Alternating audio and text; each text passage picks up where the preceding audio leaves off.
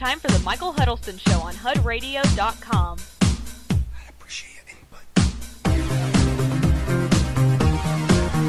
832-699-0110 is the number you need to call. Call that number to leave your thoughts, your comments, and your opinions about what we're talking about here today.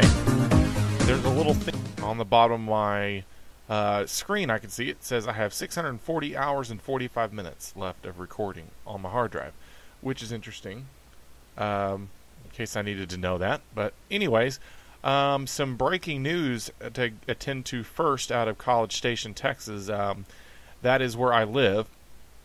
There was a shooting just outside of campus earlier this afternoon. It happened about 12:45. It says 3 were killed and 7 injured in a shooting when a Brazos County constable attempted to serve an eviction notice to a gentleman next to the Texas A&M campus. He lives in a neighborhood that is parallel to Kyle Field and the rest of the field houses and athletic offices and stuff. The constable tried to serve the warrant, and he started shooting innocent bystanders and shot and killed the constable, whose name is Brian Bachman. So not going to focus on that. We don't focus on those things here on this show because it is of my opinion that these things happen every day, and it's fact. The media does not give fair representation of what happens throughout the rest of the country every day. And this, again, it's sad 3 people have died, and it's sad that one of those is a law enforcement officer. But things like this happen every day.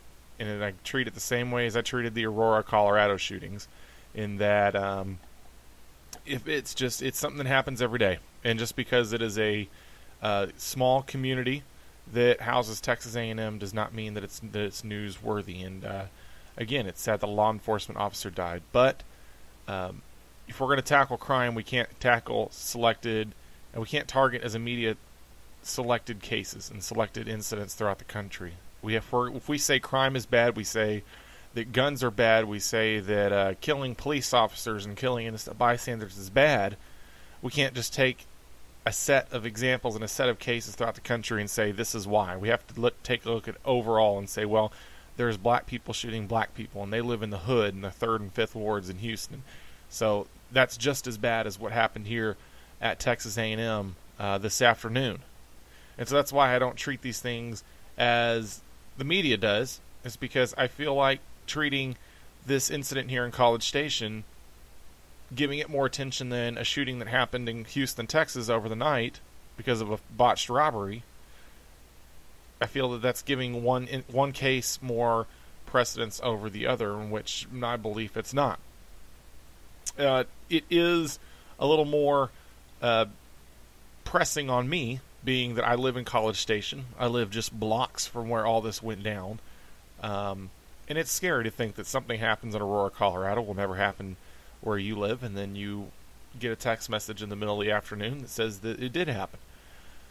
But once again, that's all that I'll have to say over the Texas A&M University shootings.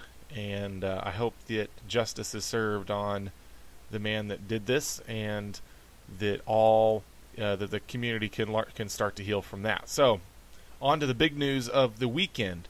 Mitt Romney appoints his running mate for Vice President of the United States, and that would be Paul Ryan. He is the U.S. representative for Wisconsin's 1st congressional district, and he has served since 1999. The man was born in 1970, although he looks about 22, to be totally honest with you. He does not look that old. He is 42 years old, born in Janesville, Wisconsin. He is of the Republican Party, obviously.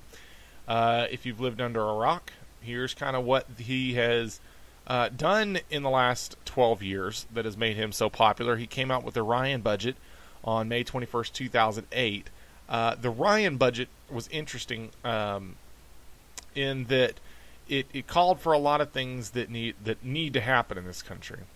One of them was cutting the Social Security program and putting seniors on a voucher program. And that's all has been attacked left and right. And what's interesting about it is Democrats keep attacking this budget plan, yet themselves, they have not come up with the budget in 4 years. So there's nowhere to start. It's like they wait for the Republicans to come out with a budget just so they can argue on it, but they have nothing themselves to come back with. On April 1st, 2009, Ryan introduced his alternative to the 2010 U.S. federal budget, or the Ryan budget. This alternative budget would have eliminated the American Recovery and Reinvestment Act of 2009. It would have lowered the top tax rate to 25%, introduced an 8.5 value-added consumption tax. So what does all these things mean? A, it would lower taxes. It would slash the top earners by 25%, and it would also introduce 8.5 value-added consumption tax. So it's almost sort of a flat tax, if you will, and that's become really popular. So you buy a candy bar, you buy a car, you buy a soda, you buy whatever, you're taxed based on that.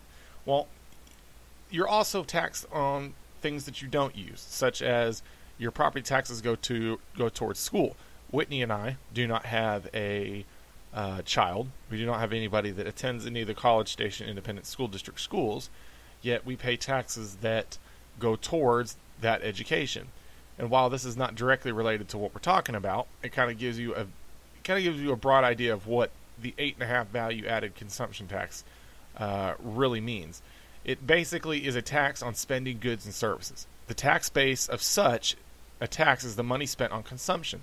Consumption taxes are usually indirect, such as a sales tax or value-added tax. However, consumption tax can also be structured as a form of direct personal taxation, such as an expenditure tax.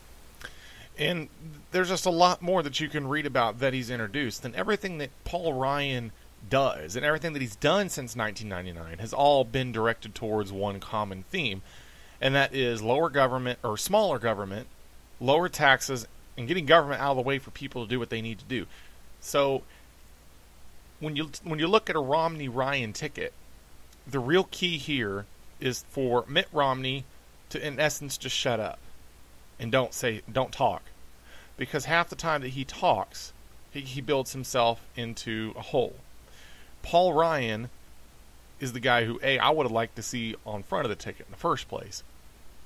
But he had said that he wouldn't do that for his family, or wouldn't do that to his family. But Paul Ryan can give Mitt Romney the boost that he needs, because Mitt Romney on his own probably would not do or fare very well in debates. He would be a great debater, and I still cannot wait to see the Obama-Romney debate. But Romney is still too middle of the road for what Republican voters are looking for. Paul Ryan is a so-called Tea Party guy who can give him that boost that he needs. See, Paul Ryan's whole track record of voting, whether it goes towards health care, whether it goes towards spending, or the war, whatever, has been focused on conservative values 100% of the time. In fact, his voting record is Ryan sided with the majority of his party, 93% of the House votes in which he has participated, and sided with the majority of all House votes, 95% of the time, within the 111th Congress. And that was a Republican-run Congress, the 111th was. He also voted in favor of Medicare Part D prescription drug law, and in 2004-2005, Ryan pushed the Bush administration to propose privatization of Social Security. Ryan's proposal ultimately failed when it did not gain the support of the Republican presidential administration. However, he still pushed it, and it's something that should have been done years ago when we started realizing that the bucket of money that we pour into the Social Security fund was going to the wayside. Paul Ryan also voted against the Patient Protection and Affordable Care Act of 2010. When it comes to bank regulations and the TARP auto bailout stuff, in 2008, Ryan voted for the Troubled Asset Relief Program as well as the bailout of GM and Chrysler. If you ask him about it, his constituents is what was the forefront of his mind. Now think about it. Where is Wisconsin located? It's located west of Michigan. Most of the people that in Wisconsin have to do with the auto industry. While, in my opinion, bailing out GM and Chrysler was not the thing to do. I would have let them fall flat on their butt and gone bankrupt. Paul Ryan had to vote in favor of the GM and Chrysler bailout because that's what affected his constituents the most. That's what his constituents wanted. If you look at most of the people in Wisconsin, that's what they wanted. And that's what a true politician does, is does things that the people want, because that's what he's there to do, is to represent the people. Look at foreign policy and defense spending. In 2002, Ryan voted in favor of the Iraq resolution authorizing President Bush to use military force in Iraq. And in May 2012, Ryan voted for House Resolution 4310, which would increase defense spending, including spending in the Afghan war. So we just kind of ran through the credentials of Paul Ryan, and he's got great credentials. Everything he does has been aimed towards smaller government, smaller spending, and then, on the flip side, doing what his constituents wanted to, because that's what he's here to do in the first place, is to represent his constituents. I think it's a great choice by Governor Romney. I thought there was a couple other ones that would have been great as well for him, but I don't think you can get much better than Paul Ryan doing that. So we're going to keep an eye on it. We'll let you know what he does. He is going to make a couple speeches, and then we're going to get ready for the presidential debate with Romney and Obama, and then we're going to really look forward to the Paul Ryan and Joe Biden debate. That ought to be just classic entertainment for every American. So we'll keep you an eye on it, and we'll give you clips from that. Join us next time we have a show, because we're going to kind of break down some things that a good Democrat did. Yes, I said a good Democrat. So that'll be interesting. Keep your radio tuned to us. And so that's all the time we have for today. Thanks for joining us. Sorry if the broadcast tonight was not as good as it's been in the past, but there's just not that much to go into without callers calling in and having an argument with us. So dial 832-699-0110. Give us your thoughts and your comments on the Paul Ryan selection, and if you have thoughts or comments relating to the College Station shootings, give us those too. You can also drop us a comment on our Facebook page at www.facebook.com/mhudradio. Again, we can do this show till you're blue in the face, and you can listen to it all day long. However, you have got to believe your comments, your questions, concerns with us so we can talk about it. The show is listener-driven, and we want to hear your comments, and we know you're out there, and we know you listen to it, because we get Google Analytics every month. So that's all the time we have for today, and we'll see you next time.